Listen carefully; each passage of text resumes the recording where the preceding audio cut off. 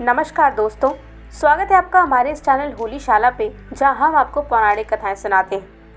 यह कथा तो विदित ही है कि महादेव भोलेनाथ ने अपने पुत्र गणेश का मस्तक काट दिया था। माता पार्वती की आज्ञा पालन करते हुए विनायक बालक ने पिता शिव शंकर को गुफा में प्रवेश नहीं करने दिया और उनसे युद्ध कर लिया। इसके परिणाम स्वरूप भगवान भोलेनाथ को त्रिशूल से बाल गणेश का सिर काटकर वहां हाथी का मस्तक लगाना पड़ा। लेकिन भगवान शिव को ऐसा क्यों करना पड़ा, ये बहुत कम ही लोग जानते हैं। आज हम आपको इस कथा के बारे में बताएंगे।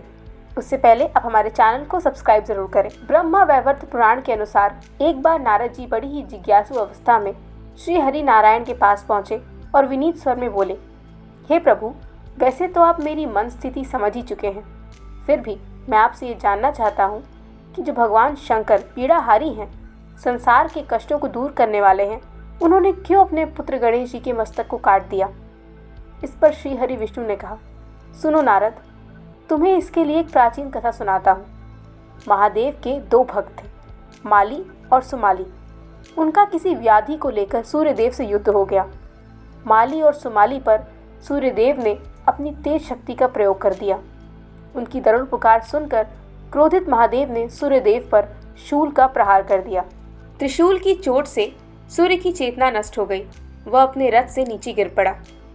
जब कश्यप जी ने देखा कि मेरा पुत्र मृत अवस्था में है, तो वह विलाप करने लगे।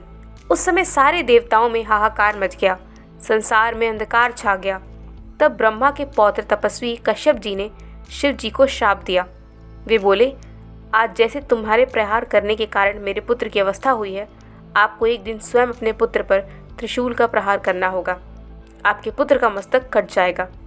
यह सुनकर भोलेनाथ का क्रोध शांत हो गया। उन्होंने सूर्यदेव की चेतना लौटा दी। इसके बाद ऋषि कश्यप अवाक रह गए और क्षमा याचना करने लगे।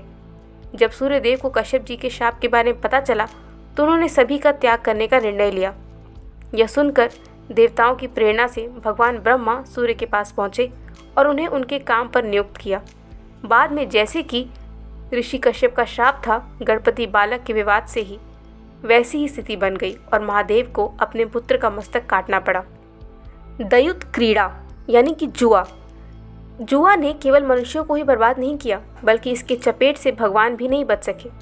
महाभारत काल में पांडवों को तथा पार्वती के साथ भगवान शिव जी को भी इस खेल में सब कुछ गंवाना पड़ा था। शायद इन्हीं देवताओं की गलती से सबक लेकर बड़े बुजुर्गों ने हम सबको जुआ को खेल नहीं, एक बुराई के रूप में बताया है। जुआ के कारण उस काल से लेकर इस काल तक कई परिवार बर्बाद हुए हैं। इसे कभी भी एक खेल के रूप में नहीं देखा गया, क्योंकि इसके पीछे बिना मेहनत के लाभ कमाना और षड्यंत्र जैसे कृत्य शामिल होते हैं। जुआ के कारण भगवान शंकर को सब कुछ हारना पड़ा था। कहा जाता है कि एक बार भगवान शंकर ने माता पार्वती को अपने साथ दयुत क्रीड़ा खेलने का प्रस्ताव दिया। इस खेल में भगवान शिव सब कुछ पार्वती जी के हाथों हार जाते हैं। दयुत क्रीड़ा में सब कुछ हारने के बाद भगवान शिव पत्तों के वस्त्र पहनकर गंगा के तट पर चले जाते हैं। यह देखकर पार्वती बहुत चिंतित हो गई। माता पार्वती ने गणेश जी को पूरी बात बताई। माता की व्यथा सुनकर गणेश जी स्वयं जुआ खेलने शंकर भगवान के पास पहुंचते हैं। गणेश जी की लीला देखिए, वह शिव जी से दयुत क्रीड़ा जीत जाते हैं। यह समाचार माता को सुनाते हैं, लेकिन माता पार्वती खुश नहीं होती। वह उन्हें अपने साथ शिव जी को लाने के लिए कहती हैं। गणेश जी भोले बाबा की तलाश में चले जाते हैं। उधर पार्वती से नाराज भोले बाबा लौटने से इनकार कर देते हैं। भोलेनाथ की मदद करने के लिए उनके परम भक्त रावण ने बिल्ली का रूप धारण कर गणेश जी के वाहन मूषक भगा देते हैं। अब भगवान विष्णु ने भोलेनाथ की इच्छा से पासा का रूप धारण कर लिया। शंकर जी ने गणेश जी से कहा कि यदि पार्वती फिर मेरे साथ जुआ खेलने के लिए राजी होती हैं, तो मैं चलने के लिए तैयार हूँ। शिव जी के प्रस्ताव पर पार्वती हंस पड़ी और कहा कि अब जुआ खेलने के लिए आपके पास है ही क्या। यह सुनकर नारद जी ने अपनी वीणा आदि सामग्री शिव जी को दे दिया। चूँकि पासा के रूप में भगवान विष्णु थे, इसलिए हर बार शिव जी जीतने लगे। परंतु इस खेल की चाल गणेश जी समझ गए और माता पार्वती को बता दिया। यह सुनकर पार्वती जी को गुस्सा आ गया। यह देख रावण ने माता पार्वती को समझाने का प्रयत्न किया, पर उनका गुस्सा शांत नहीं हुआ। क्रोध में माता ने भोलेनाथ को श्राप दिया कि गंगा की धारा का बोझ उनके माथे पर हमेशा बना रहेगा। पार्वती जी ने नारद को भी श्राप दिया कि वे कभी एक स्थान पर नहीं टिक सकेंगे।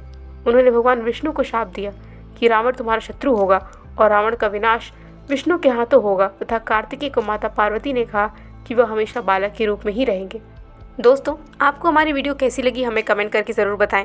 आप और कौन सी पौराणिक कथाएं सुनना चाहते हैं, आप ये भी हमें कमेंट बॉक्स में लिख सकते हैं। और हाँ, जाते जाते इस वीडियो को लाइक, शेयर और हमारे चैनल होलीशाला को सब्सक्राइब करना ना भूलें। धन्यवाद।